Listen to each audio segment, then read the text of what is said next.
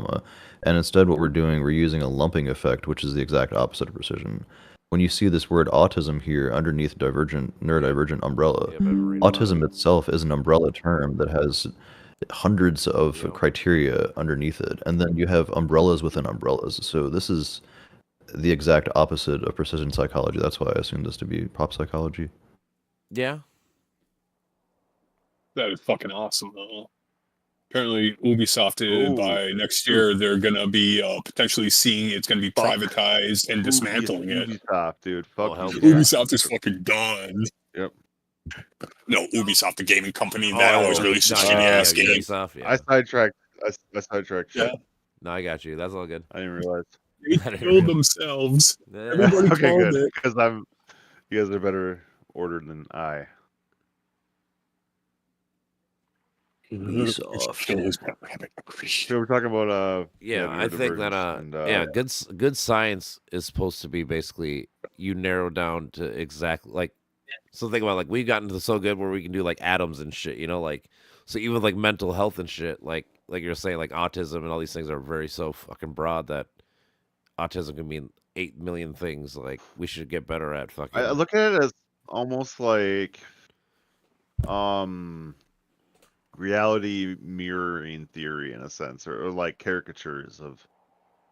I feel like maybe the idea of being autistic appeals to people, so they're like, "Hey, fuck it, I'm autistic." Well, I mean, we all are to an extent because we all have like one thing that we like love and care, or just naturally gifted at, right? Basically, that's what it is, right? In a nutshell, it's like so we all have it to an extent. And in that case, why even bother saying it's something to begin with? If everyone, quote unquote, has it, doesn't that mean it's just how it's diversity of brains? Yeah, it's this will hate. Like you might not like this, but like when Morgan Freeman was asked, like, "Oh, how do you stop racism?" You stop talking about it, like sort of, there. And obviously you need to talk about racism where it is, but otherwise it's like, okay, you're a dude, I'm a dude. Yeah, I mean there is something to autism. We look different. But yeah, that's what I'm saying. I feel like if we get to like the actual good science of it, we should be able to narrow it down to like actual like things instead of just being a blanket umbrella just term. a neural biological or whatever. In the 90s, this was far different. I mean, you look at Temple Grandin. This is a case of pretty severe autism. Like that's a pretty legitimate case. Temple Grandin, where she had Temple Grandin. Yeah, this was a lady who. Yeah, GRANDIN.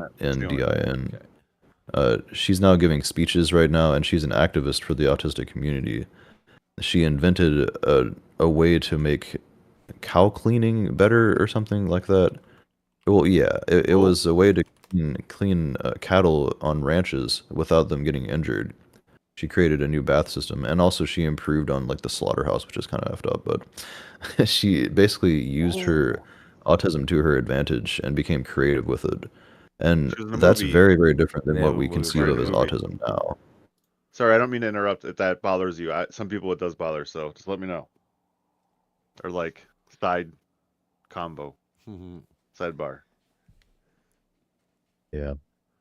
I mean, it's very different from what we see today. It's you ever see that picture or meme, whatever, where the guy's like, the guy that has autism, whatever, but he can draw like the whole fucking New York State skyline in like 6 minutes of seeing it. Like these people are amazing. Like I don't know why you're calling them special or whatever you want to call it. Like that's a gift. I don't know what people are talking about. Like, what was that movie? Do you guys remember the name of the movie? And the actress. The movie's called The Actress. No, there's a movie that when an actress who played the role of what he's talking about. This Temple Grandin chick? There's a movie name. They have a movie name. Yeah, it's based off of her. She has a movie made up. Yep. I'll tell you in a minute. What is it? Say it again. There's a movie named after her in 2010. I'm about to look it up right now. We make connections. That's how we solidify knowledge. Yeah, I was made to watch that. I learned about her in a rehab center when I was I got arrested for DMT distribution, and I had to spend 14 months in freaking. Yeah, I was in a rehab center for 14 months in Alabama. They made us watch that movie. Oh God, Alabama! Good old Alabama Slammer. Them good old boys. Decatur, Alabama. Decatur. I fucking love that, dude. So ridiculous. Yeah, it's very different than what we see now. It's like what we seem to have with postmodernism. It's kind of a like whatever you currently identify as, or whatever kind of identity structures are presented to you through this diagnostic criteria, you just latch onto immediately, because we don't have a sense of culture, we don't have a sense of meaning. We just kind of float around in the West and gravitate towards whatever meaning structures are available to us, and that's what is exemplified in the DSM-5. Like, so you know, like how like the world, like there's a lot of fucking great philosophers and psychologists and shit around the world. Like, who is like the Americans, like, you know, like Marx or fucking what's his name, like Nietzsche or all these people? You know, like, is there an American version? There are of none. One? Yeah, I can't think of any. I'm like, there's like no great. Chomsky. I guess, yeah. Oh, okay, yeah. Yeah. Chomsky does, I guess. Chomsky, 100%. He's 100% it. Who else? But that was like 70 years ago. That is true. God damn it. But yeah, I'm just saying. Oh, like, dude. Searle, he's super old. Fuck, dude. Yeah. But dude, no fucking people with influence. Like that's the fucking thing. Like I'm sitting here like it's hollow. Yeah. How do we fucking absolutely fucking like destroy Ben Shapiro in public, tar and feather him? The thing is, they don't care. That's the problem. Like they just brush it off. That's I mean, that's the issue. You can call people out, like I said earlier. Like you call them out, and they just go, "Yeah, whatever," and they just go to the next talking point. We just need to make people learn within our personal circle. That needs to be the focus. Like everybody's like, "Oh, I can't learn that. I fucking, shovel shit for a living." Like, no, dude, you need to learn that. You need to learn this shit if you want to have a maximal existence. Like, we are fucking, whatever, blue-collar, white, working-class schlubs. So, like, the paradigm's changed. We learn this shit to better ourselves because that's what we have to do to fucking exist maximally for whatever this idiot that I was born into is, like, or came from, it's just expansion of identity. You gotta transcend labels. If you want to live your life to the fullest, you got to question the labels that you adhere to and not just wave it up or labels. Because I mean, we're all just pops out of the same historical era. Like, well, like I was telling and the right does it too, but it's unfortunate.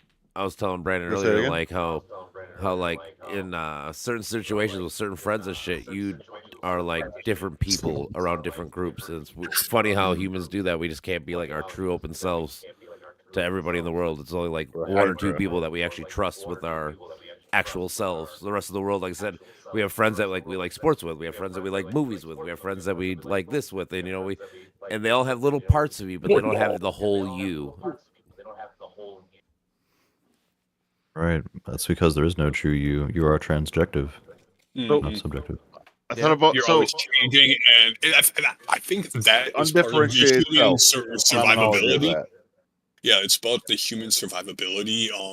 You're trying to adapt and change that social situation, so you won't get so you won't be like rejected and get your feelings hurt. So you try to blend into that, Yeah, I can see. I can see evolutionarily wise, like if you can survive around different groups of people, the odds of you living are higher than you being alone in the jungle or whatever. Like. So in order for like if you're on your own in the jungle and you see a group of people here and they're talking about this, well, guess what? I'm probably gonna talk about it because I want to hang out with you and I want to fucking be alone and worry about getting killed by all these animals and life and shit. So I can see that for sure. All right. And of course, the mirrored opposite takes place on the right as well. The political right is just as bereft of meaning and in the same identity crisis as the left. And this is what you see with the grind culture, consumer culture, egocentrism, narcissism, grandiosity, this whole acquisition of material gain. I got to have Christmas on the weekend every weekend because I work my ass off at work and I'm going to order something on Amazon every weekend. look at my shiny car, look at my shiny McMansion. Sure. So that's the paradigm of identity that you see on the right. It Definitely. seems They're the fucking Andrew Tate fucks that go, hey, I need the best bitch, the best car, the best this, in order to be successful. You mean incels? Or have love, or whatever the fuck they think they get out of it. I'm gonna find this book that I got, but it was was a One-Dimensional Man, I think. One of the fucking Frankfurt School guys. Forgot his name, but there was something that drew me to that book, and I was like, I gotta read this. But maybe you know what I mean, Patrick. Jordan Peterson? No, one of the Frankfurt School guys, critical theory or whatever, you know, Frankfurt School, like what Habermas, the same group that he like spawned from them, sort of. Right. I don't remember his name, but yeah, regardless, I don't fucking remember it. I don't know why I brought it up. Somebody would know if they were watching us. All right. Oh, there's. I am watching you. I am watching. I am you. Marx Horkheimer, Theodore W. Adorno, Herbert Marcuse, Walter. I think it's Marcuse. Herbert Marcuse, Walter Benjamin, Jurgen Habermas. That's the matches your name. Jurgen, yeah. Michael goes into Michael Foucault and Jacques Derrida, and that's in postmodernism. Habermas brought out the concept of the public sphere as a like phenomenological concept. I think that's what it is. And then life world as another phenomenological concept. So it's like sort of like a shared visual lens on space. I think. I just need to say one thing. I put that link in the shared chat. Okay, yeah, I see it. Yeah. Speaking of that tangent, if you look at my shit, I shared my meme I shared with Trump. It's fucking hilarious. If you go to the top one. I'll give you guys rickety ass bridges to shit. Hey Wally. What up? Well, there was one thing I forgot to tell you last night about your updating your BIOS. Yep. When you update it, usually after the update and it puts you in the BIOS screen for setting the defaults, there's a power profile you can choose there, right? And sometimes you will see like an ASUS power profile because they made their own, right? But there will always be an Intel power profile. And when they fixed that microcode algorithm, they tested it against the Intel profile, right? Okay. So they're pretty sure the other ones aren't going to have problems. But when they did their top to bottom analysis and fixed it, they tested it with that Intel profile.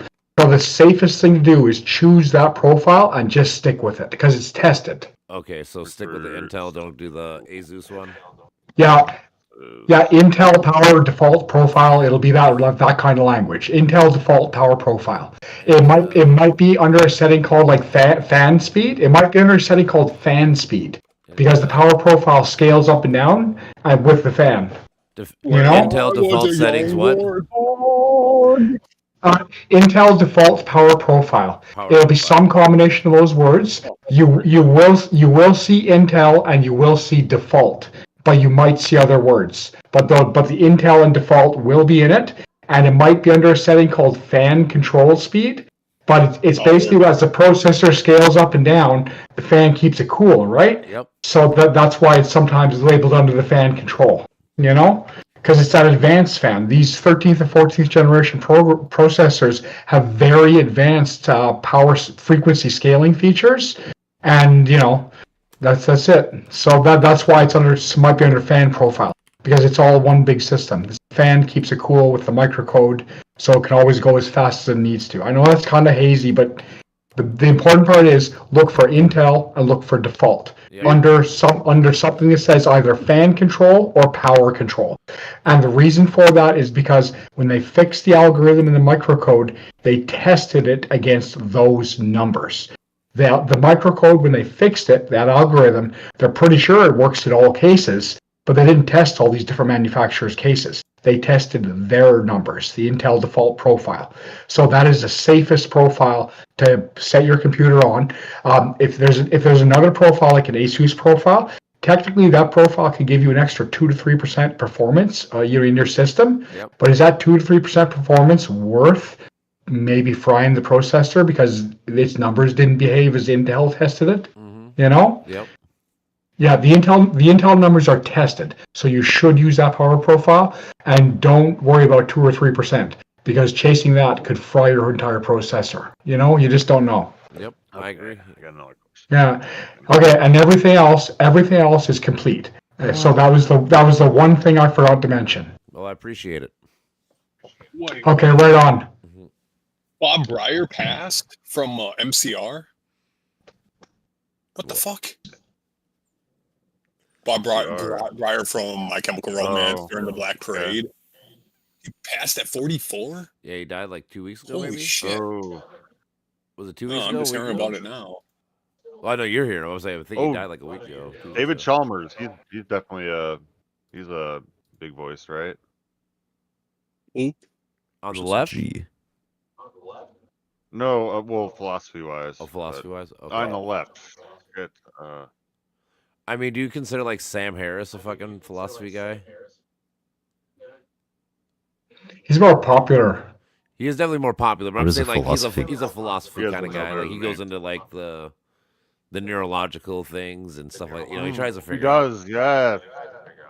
I think he had, you know, the idea of an objective morality as a concept. I remember hearing like them, you know, one of those groups, like he was discussing it as like a goal, you know, a thing that we could do, but you know, I don't think it's as difficult as these fuckers think it is.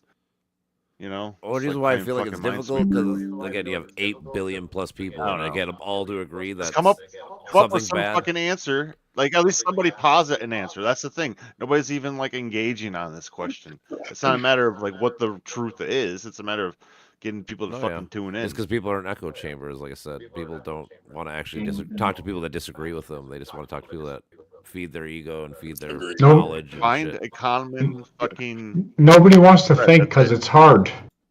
Nobody wants to think because it's hard. Yeah. It literally costs metabolic energy to use your brain and question your confirmation biases and your cognitive dissonance. Like I said, as a guy that broke free of that shit like 4 or 5 years ago, I know it's hard, but I always say, like, I know I can do it. I feel like others can. I'm trying to figure out a way to get to them where I can talk on their level or whatever you want to call it and bridge that gap to show them that most of the ways they're thinking are flawed and wrong. Well, shit, man. That's exactly what I'm trying to do on my YouTube channel and my Discord channel here that I just started. So feel free to join that. Hell yeah, dude. That's what I'm doing here too. What's your Discord? Hold on, let me type it in. It's the Polymath Park Think Tank. Polymath Tank. Think tank. Well, he joined the party, but he was already actually in it. You know. Me? Oh, you might have been in it. Yeah. No, I mean I was already. You know. I'm steering things together. Right. No, I'm just kidding. I don't mean to like try to steal the. No, I would never, not once. Because this is probably fun for people to watch too. Like I feel like we're fucking idiots. If all else fails, dude, just fucking send me a link. Send me a link to invite. Oh, I see it now. Never mind. I bring the crayons. All right. Send a shared chat. I just seen it now. Never mind. I was about to say do that, but I already seen it. No, dude, it's all about just I don't give a fuck. Yeah, you know what I'm saying. I'm basically Diogenes fucking at my mom's place, fucking smoking cigarettes in my room. That's what I am. I don't give a fuck what I'm doing. But you know my favorite quote from Diogenes? I do, yes, but I do. I'm looking at the video game thing. That's what I'm looking at for fucking money. That's where I'm going. Well, I'm more on the if I can, side where I'm trying to hitch a ride. I want to have conversations with people on the back of the truck. Agree with, disagree with, whatever. But I want to fucking get in that sphere and fucking Tyrion. Try to fucking like you're talking about how we need influencers. We need people that fucking have sound thinking, and we need them in public faces. I feel like this is the kind of things that we need to do. We need to have groups of people that, you know, are free flow talking. We're not fucking like, even if we disagree or argue, we don't fucking get our panties in a bunch and get all fucking mad about it and all that shit and just and learn together. This is all of us being authentic.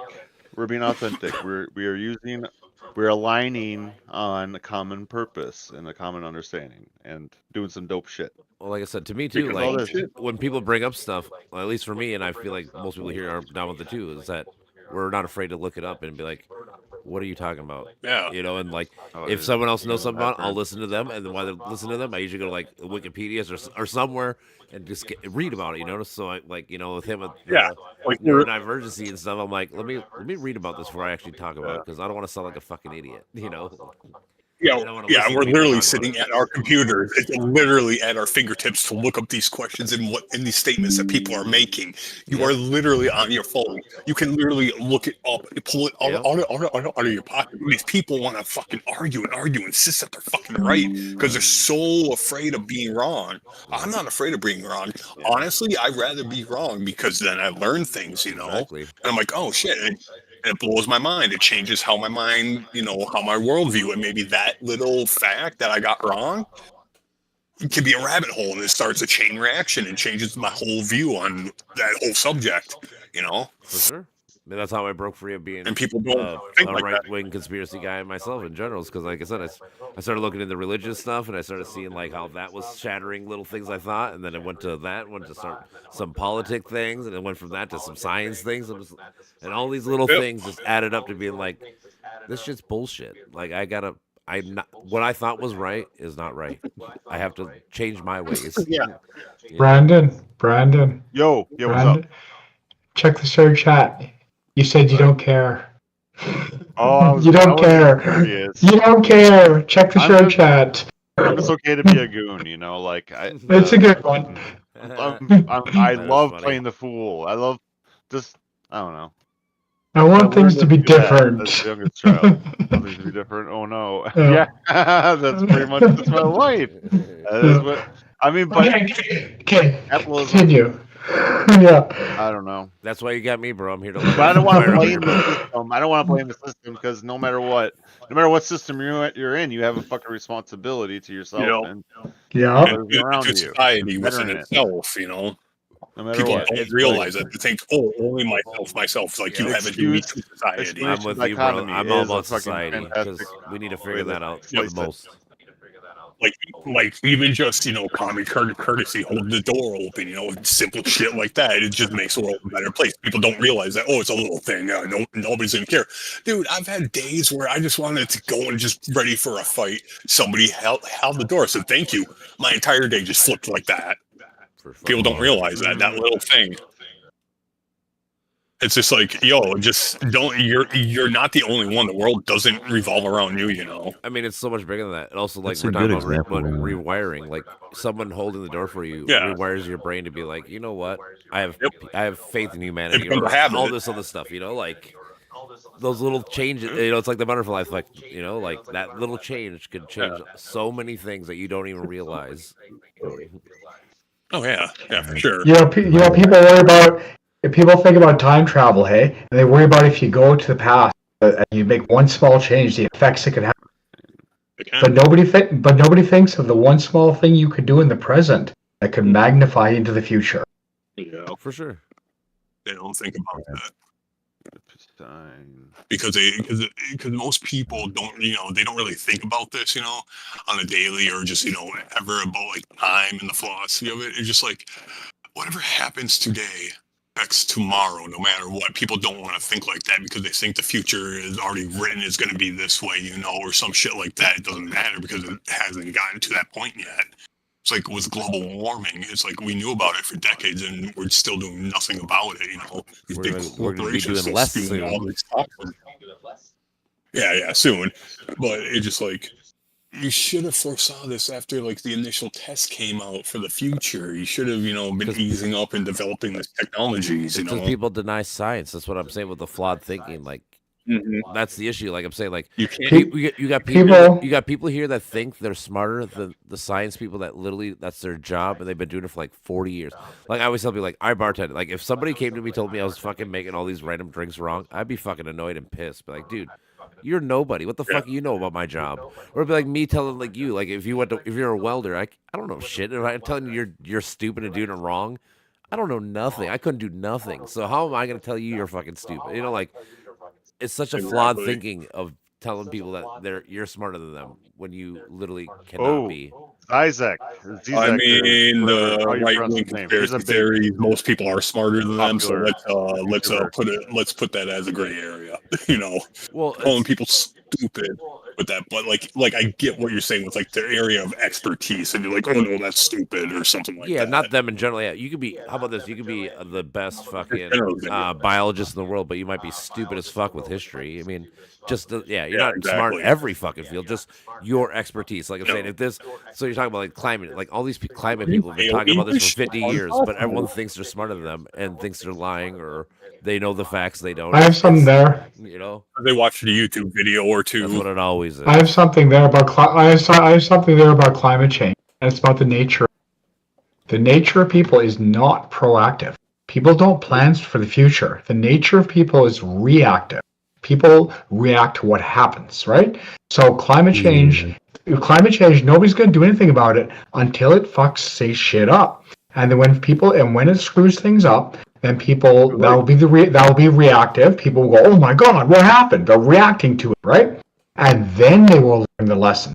But the important part is nobody's proactive. We're always reactive. Sadly, we only change our we only change ourselves when something happens. Not against some nebulous future thing that's a possibility, even if it's 100%. If it hasn't happened, we don't believe it. We only react to things. When it happens, then we learn our lessons. Think about the hurricanes I've been hitting. We literally have evidence of climate change work. Like the scientists people have predicted this is going to happen if we don't stop it, and it's happening, and people still are denying the science people that like it's just crazy to me. Once it really hits the fan and like screws things up and people die and everything gets wrecked, then they'll believe in it. Yeah, I mean the reactive culture, people have brought this up before, that the United States is a very reactionary last-minute culture. There are also proactive cultures. These are the more socio-capitalist nations. I'm thinking of like Sweden and Denmark and Norway, perhaps Germany. The people that are actively trying to do something about climate change, they take their scientists seriously, and they employ them in their government, or at least they learn from the scientists and take action. There's also national interests as well. Like concrete production produces one of the most common sources of CO2 emissions, right? So China as a nation, they've been modernizing their country. And as part of that, over the last 10 years, they've had massive infrastructure projects. They're building and building and building. And what do all those projects require? They require concrete. And what does concrete do? It releases lots of CO2. So there's a conflict there. China needs to have good infrastructure. They're building themselves into a solid superpower. The U.S. did 6 years ago with their infrastructure, right? They need it. But the thing is, the consequence of the infrastructure is, boom, impacts on climate change. But the thing is, the national interest overrides that. China's not going to sit there and say, "Oh, we'll just sit here with no infrastructure and dirt roads because of climate change, and let all these other nations pass us by." There's an incentive there to actually not care about climate change because the interests of your nation, from your point of view, if you believe in China, if you're a sycophant, then from their point of view, they need to do this. Consequences be damned. We'll deal with the consequences later. Right now, we have to make sure our nation doesn't fall behind. So the thing there is, you have on one hand, you have responsibility to the environment and future generations, but in the real world, the world's split up into nations, and nations have national interests, and China needs that infrastructure to be an effective superpower, which they already are. Yep. Right. I need a fucking garbage bag up in this bitch. No damn. I'm playing an old fucking game. Puking from 2 beers. Oh my God, I'm talking about the bottles, bro. I know it's fucking around. Dude, you're right. I can't remember the last time I puked from alcohol. Fuck that life. Right. I'm too. I don't remember the last time I drank alcohol. Oh really? I drink a lot. I smoke weed. Yeah. Well, I smoke weed too. Yeah. I like a light buzz. Light buzz. Like a little bit. That's cool. Hey, Bill. Light to moderate. Yeah. Do you ever buy Aurora cannabis weed? No, never heard of it. The weed I buy is 30% THC. All right. Well, because I've invested. I go in this store and say, "Give it 50," and they do. And it's 10 grams for $37, including tax. That ain't bad. But yeah, you can have up a bunch of money. You can have up to 30 grams. Yeah. Hey, is it legal where you are? In my state, is weed legal? My state's it is legal, but it's gonna be like they don't have it allowed for sale yet till March, probably. What do you mean? Okay, because it's been completely legal here since 2018, and in 2017 and 2016, the directive in the cop circles was don't fucking bother with it, right? Yep. So they started ignoring it in 2016, and then it became completely legal all across Canada in 2018. Yep. Yeah. So like here, it's been legal for last year, even though like you can't buy it yet. And you know what they did? They won. They did what they wanted to, because our government was saying, like organized crime, like Hell's Angels. Yeah, that before they legalized it, they were making a lot of money on weed, right? So the government's like, well, we're going to legalize it, right? So government legalized it, and here's the thing: they purposely set the prices low, right? So 10 grams at $37, that includes tax, right? Okay. So getting over a quarter for like $37 Canadian, right? Yep. I remember Canadian. I don't know what it is right now, but it's usually about 80 cents for an American dollar for Canadian. Yep. So it's dirt cheap, right? So here's the thing: they flipped the incentive around. It used to be illegal, so it's hard to obtain. So the Hells Angels could charge a premium for a high price, so they made millions and millions to activities, right? Yep. So they made it legal, and they purposely set the prices low. We're gonna give it away. Smoke all the fucking dope you want, right? And the purpose of that was to destroy the black market. Hells Angels cannot compete. Hells Angels no longer deal in cannabis, except for people who like it. They don't deal with it anymore because they can't make any fucking money off it, right? Instead, they've switched over to black market cigarettes. So the government won. They accomplished their objective. They completely obliterated the illegal black market for cannabis in Canada. The government said, we're going to do this. They did it, and it worked. Now the Hells Angels, they're making money off cigarettes now, but not as much money as they were making on dope. Because now the cigarettes have to sell them cheap because legal cigarettes here are expensive. So they're not making much money on that. Nothing compared to like they used to make on dope. The government won. Good. I agree. Yep, exactly. That's a good way to get rid of organized crime is doing that. Yeah. Yeah, I mean, how do you get on Al Capone and shit? You make booze legal. You make everything. I mean, I'm a firm believer that almost all drugs should be legal. Like, it's not the drugs that are illegal. It's if you start robbing people and do whatever else for the drugs. That's the illegal part, But like, if you want to get high in your house, it's complicated. It's complicated when drugs are addictive. Not all drugs. I kind of get what you're saying. All drugs are illegal, but when they're addictive, it complicates. It definitely does. Like I said, I have a sister that's addicted to shit too. But I mean, I also know people that can do fucking hard drugs for like a weekend and be done. So like, is it? But there's so many you can't. I know, but I mean, if you want to go like down that path, then like, we have gambling. Gambling's the hardest thing to fucking get over, and that's legal shit. So I mean, like if you're gonna play like the moral card, like, well, it's bad for you. You're right, but we allow so many atrocities to happen. Like, technically. So I mean, like, you're right. One more, like really. Like I said, now if you you're right. Now if you start robbing people or you start breaking houses or like you do all that shit, you deserve to fucking go to jail. Or you're mad. See, here's something that happened in my life, right? I'm 51. So when I was 27, one of my friends, and we were living in Alberta, Fort McMurray, Alberta, and he went down to Vancouver, which is in the south of BC. And now he's dead now. River was the smartest person I knew. He was so fucking smart. He was a writer, right? He was smart at writing. He was the best person I ever knew. He placed in like the top. He placed in like the top 3 for the entire province's English competition in high school, right? Like, he was a smart guy, but he got it in his head that he wanted to be a famous writer. And in his mind, every single famous writer had to go through an experience of addiction, because that experience, transformed them and gave them the perspective required to be an awesome writer. So he went down to Vancouver with a stupid idea in his head that he's going to get on heroin and become an addict so he can develop this experience and become a great writer, right? Yep. So that's what he did. He went down to Vancouver and he got himself addicted, right? And I think River would still be alive today, except for one thing. While he got himself addicted, he began to develop schizophrenia. He started to go mad. And it got to the point where he was hanging around like, I don't know, place called in Vancouver, some shitty place. And he was hanging around with all the other junkies. And he was getting so fucking crazy that the other junkies kicked him out. Get lost. We don't want you around. So River came back to Fort McMurray, Alberta, where we were. And remember, we're all young. So we're young and naive, and we don't know what's going on.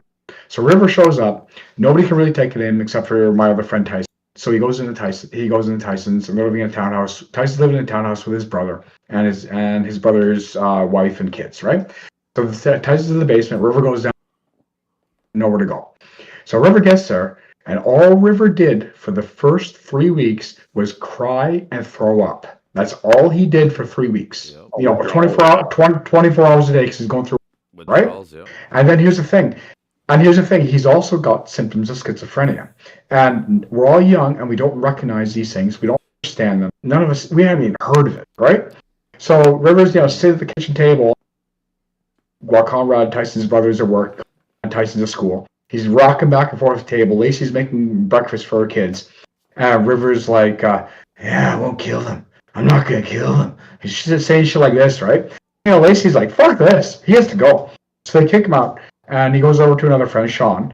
And then he's still fucked up, and he steals some shoes there, and he found some bottle, right? So he gets kicked out of there, and then we realized there's something fucked with River. So we dragged him to the hospital, and they're like, well, yeah, he's fucked. And they admitted it, right? But eventually they had to let him go, because you can only keep someone for so long. Yeah. And then River, you see, if it had been one or the other, if it had been either addiction or either